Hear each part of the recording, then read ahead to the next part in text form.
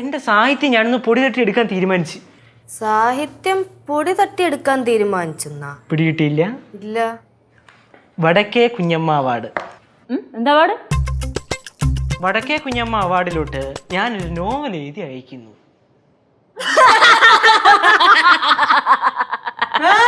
എന്താ ചിരി? ഇതാണോ ഇത്ര വിഷയായിരിക്കും സീരിയസ് ആയിട്ട് ചെയ്യാവുന്നതൊക്കെ പറഞ്ഞത്? എടാ ചെറുക്ക, ആദ്യം പേരെ പൈസ ഇട്ടിട്ട് വാ. അത് നിങ്ങൾക്ക് വലിയ കാര്യമായിരിക്കും, എനിക്കിത് വലിയ കാര്യമാണ്.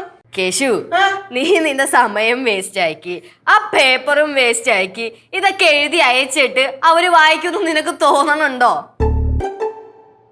അവര് വായിക്കുകയൊക്കെ ചെയ്യും. അതെ, നിങ്ങൾ വീട്ടുകാരാണ് കേട്ടോ. പണ്ടേ മുതലേ ഒരു മനുഷ്യനെ അംഗീകരിക്കൂലല്ലോ. എടാ, കഴിവില്ലാത്തവരൊക്കെ സപ്പോർട്ട് ചെയ്യരുതെന്ന് എന്റെ അച്ഛൻ പറഞ്ഞിട്ടുണ്ട്. എന്റെ അച്ഛൻ വേറെ പലതും പറഞ്ഞിട്ടുണ്ട്, ഞാൻ വല്ലതും വിളിച്ചാൻ പറയും. എടാ, ഈ കഴിവില്ലാത്തവരൊക്കെ സപ്പോർട്ട് ചെയ്താൽ അത് നമ്മുടെ സമൂഹത്തിന് ദോഷമാടാ.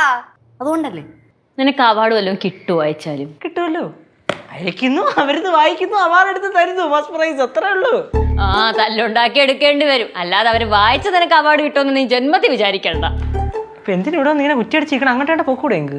എടാ, അതിന്റെ പൈസ ഒന്ന് ഇട്ടിട്ട് പാടാ. നിനക്ക് എന്ത് സഹായം വേണമെങ്കിൽ ഞാൻ ചെയ്തു തരാം. ഒരു സഹായം വേണ്ട, ഒന്നും വേണ്ട. ഇപ്പൊ ഇവിടുന്ന് പോയി തരുന്ന എനിക്ക് ഏറ്റവും വലിയ സഹായം. എന്തേലും ചെയ്യും. ആ ചെല്ലി പോ. ഒരു കാര്യം ചോദിക്കട്ടെ? ആ നേരത്തെ പറഞ്ഞ അവാർഡില്ലേ, വടക്കേ കുഞ്ഞമ്മ അവാർഡ്? ആ, വടക്കേ കുഞ്ഞമ്മ അവാർഡ്. അതിന്റെ ശരിക്കുള്ള ഒരു സെറ്റപ്പും പരിപാടിയൊക്കെ എങ്ങനെയാണ്? അത് നമ്മള് നോവൽ എഴുതുന്നു, അയക്കുന്നു, അവര് ഫസ്റ്റ് പ്രൈസ് അവാർഡ് തരുന്നു. ഏത് അഡ്രസ്സിലോട്ട് അയക്കുന്നു? അഡ്രസ്സാ?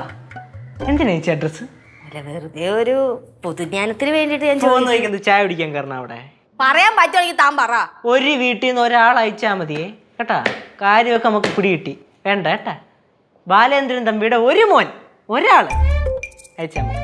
എടാ, സംഭവം എന്താന്ന് വെച്ചാല്, സിദ്ധുവിന്റെ വീട്ടില് വെറുതെ ഇരുന്നപ്പോ ഞാനും ഇതേപോലെ പയ്യെ എന്റെ കഴിവൊക്കെ ഇങ്ങനെ പൊടി തട്ടി എടുക്കുന്ന നേരത്ത് ഞാനും കുറച്ചൊക്കെ എഴുതി വെച്ചിട്ടുണ്ടായിരുന്നു. എന്ത് രസമാണെന്നറിയോ സിദ്ധുവിന്റെ വീട്ടിൽ നിന്ന് എഴുതാൻ.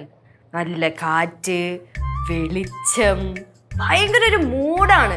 ആ വരാന്തയിലുണ്ടല്ലോ, ആ പേപ്പറും പേനയൊക്കെ ഇങ്ങനെ എടുത്ത് വെക്കുമ്പോ തന്നെ നമ്മുടെ കൺമുമ്പിൽ അക്ഷരങ്ങളൊക്കെ ഇങ്ങനെ മിന്നി മറി. ഭയങ്കര ബ്യൂട്ടിഫുൾ ആണ്. വലിയ വലിയ കുറെ ആൾക്കാരൊക്കെ അവിടെ വന്ന് എഴുതിയിട്ടൊക്കെ പോയി എന്നാ അവിടുത്തെ അമ്മയൊക്കെ പറയാറ്. സത്യമായിട്ടും? എന്നാ പിന്നെ ഞാനിവിടെ അങ്ങോട്ട് വരട്ടെ, അടപ്പെടുത്തിയതാ. അത് വേണ്ട, നീ ഇപ്പൊ അങ്ങോട്ട് പോയി കഴിഞ്ഞാൽ അവിടുത്തെ അമ്മയ്ക്ക് നിന്നെ നോക്കാനൊന്നും പറ്റത്തില്ല, ഭയങ്കര ബുദ്ധിമുട്ടൊക്കെ ആയിരിക്കും. അയ്യോ, എന്നെ നോക്കണ്ട, ഞാൻ ആ മൂലയ്ക്ക് വല്ലതും വരുന്ന എഴുതിട്ട് അങ്ങ് വെക്കോളാം. എടാ, എന്നാലും സമയാസമയം നിനക്ക് ഭക്ഷണമൊക്കെ ഉണ്ടാക്കി തരണ്ടേ? ഒന്നാമത് കുഴിപ്പുറത്ത് അമ്മയ്ക്ക് വയ്യ. അത് വയ്യാതാവൂല്ലോ, ചേച്ചിയല്ലേ എന്ന് കയറിയത്. അഡ്രസ് പറഞ്ഞു.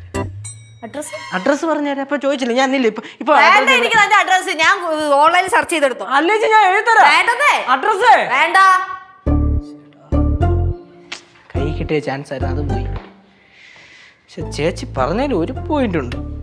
ഈ വീട്ടിൽ ഇരുന്ന് സ്വസ്ഥമായിട്ട് എഴുതാൻ പറ്റൂല, വേറെ എവിടെങ്കിലും പോണം. ഫ്ലവേഴ്സ് ഒരുക്കുന്ന കാഴ്ച വസന്തം യൂട്യൂബിൽ പ്രേക്ഷകർക്ക് ലൈവായി കാണാം. ഫ്ലവേഴ്സ് കോമഡിയിൽ ജോയിൻ ചെയ്യൂ, ആസ്വദിക്കൂ.